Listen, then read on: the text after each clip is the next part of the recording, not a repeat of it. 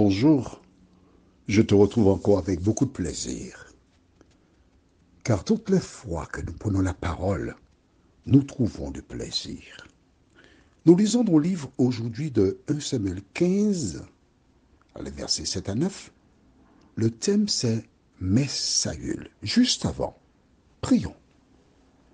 Notre Seigneur et notre Dieu, nous voici une fois de plus en ta présence pour te louer, te bénir, te salmodier, te rendre la gloire qui t'est due, car tu as fait tant de choses pour nous.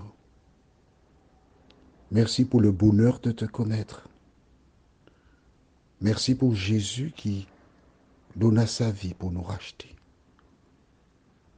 Alors que nous ouvrons la parole, viens une fois de plus nous accompagner.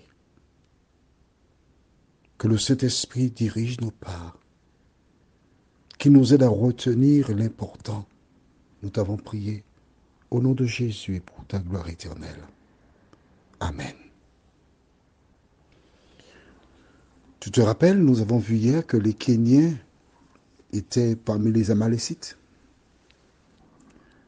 Et lorsque Saül s'adressa à eux, il leur dit, je relis le verset pour toi, il dit aux Kéniens, allez, retirez-vous, sortez du milieu d'Amalek, afin que je ne vous fasse pas périr avec lui, car vous avez eu de la bonté pour tous les enfants d'Israël lorsqu'ils montèrent d'Égypte, et les Kéniens se retirèrent du milieu d'Amalek. Les Kéniens, nous avons vu, ils firent preuve de bonté à l'endroit d'Israël. Ils n'avaient pas de problème avec Israël. Il était donc tout à fait légitime pour eux de ne pas se frotter à Israël, puisqu'ils n'ont rien à reprocher à Israël. Ils sont les amis d'Amalek. Mais quand il faut choisir, ils firent le bon choix en se séparant d'Amalek. Que ce soit ton bon ami, ta bonne amie, tes parents, lorsque ces personnes font le mal, tu dois te séparer d'elles.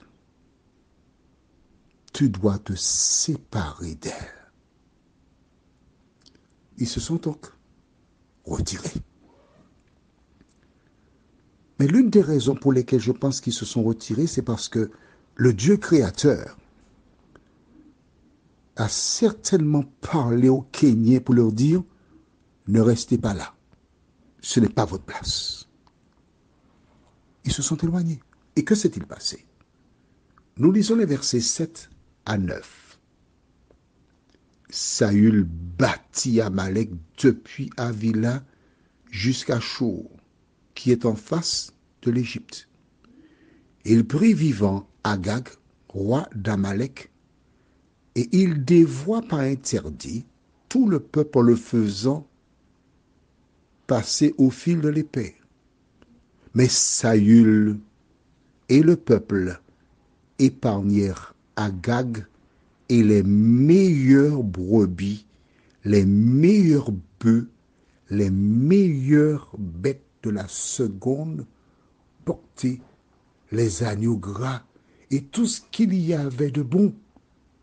Ils ne voulurent pas le dévouer par interdit et ils dévouèrent seulement tout ce qui était méprisable et chétif. Tu as déjà compris. Je reprends l'ordre qui avait été donné à Saül au verset 3, même chapitre. Tu vois, nous ne sommes pas pressés. Nous prenons le temps pour étudier la Bible.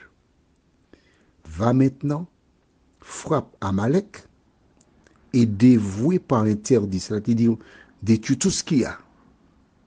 Tout ce qui lui appartient. Tout ce qui appartient à Amalek est interdit. Donc, on ne doit pas y toucher.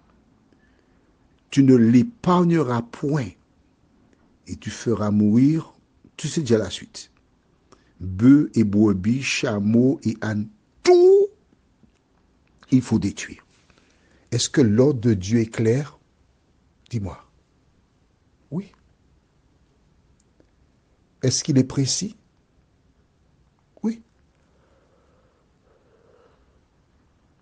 Lorsque nous lisons à partir du verset 9, tu vois écrit « Mais Saül ». Est-ce que Saül a obéi à la parole de Dieu? Non. Vois-tu, c'est toujours la même histoire. C'est toujours la même chose. Toujours la même chose. Quand Dieu donne un ordre, l'opposant propose le contraire de ce que Dieu a donné comme ordre. Toujours ainsi. Dieu a dit à Ève et à Adam, le jour où tu en mangeras de ce fruit, l'arbre de la connaissance du bien et du mal, tu mourras. L'opposant est venu à dire non. Le jour où tu mangeras, tes yeux s'ouvriront, tu seras comme Dieu, connaissant le bien et le mal. Sa mission, c'est inciter les gens à désobéir à la parole de Dieu. Et c'est exactement ce que fit Saül. Lorsqu'il vit le roi, nous ne savons pas ce qu'a dit le roi, mais lui a préservé la vie. Une première désobéissance.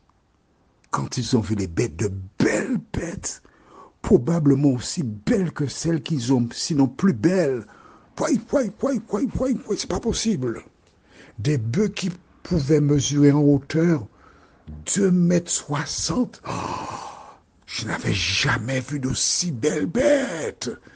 Des moutons qui mesuraient peut-être 1,80 m. Mon Dieu, quelle affaire! Ah, c'est trop beau. Mais non. Ah non, on ne peut pas détruire ça. Ah non, mais on n'a jamais vu des bêtes comme ça. Ça nous plaît. Ils ont donc gardé les meilleures bêtes, faisant le contraire de ce que Dieu avait demandé. Prions. Notre Seigneur et notre Dieu, nous découvrons une fois de plus comment l'ennemi œuvre pour inciter les gens à violer ta parole. Seigneur, merci de nous aider à ne pas suivre cet exemple, mais chaque fois que nous voyons ta parole, nous puissions la mettre en pratique, nous t'en prions. Au nom de Jésus, pour ta gloire éternelle. Amen. Je te souhaite une bonne journée et on se retrouve demain, si Dieu nous prête vie.